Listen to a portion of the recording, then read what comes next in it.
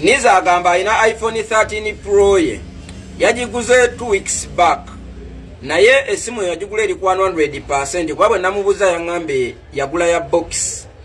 Esimu eyo yagula mpya nga ya box. 2 weeks battery health yasse paka ku 84. Kyokka ina charge ennungi gye yajja nayo. Mu byonna kye tulina okusooka okulaba charger ye esimu iPhone 13 Pro tejja na charger. Ejja na USB-C to lightning yegira mu box. Bozi n'ensonga endala oteekeddwa okubanga bakuguza simu ng'eri boxed. Tebakoma ku ekyo ne bagiboostinga battery health neddayo ku 10.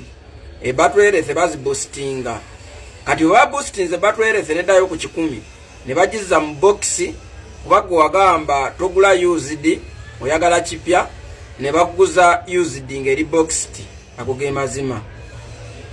Battery health ezo baziboostinga. Nze nabagamba nti ebintu olina okubijja ku muntu gwe weesiga. Buli kintu bakisobola. Basobola bulungi nnyo okukolera box ne bakongeza $50.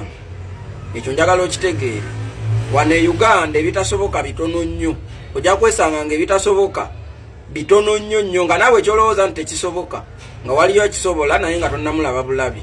Kati yo battery health bateeka okuba bagiboostinga, esimu ne bagiza mu box ne bakuguza used eri boxed nga baboostinze battery.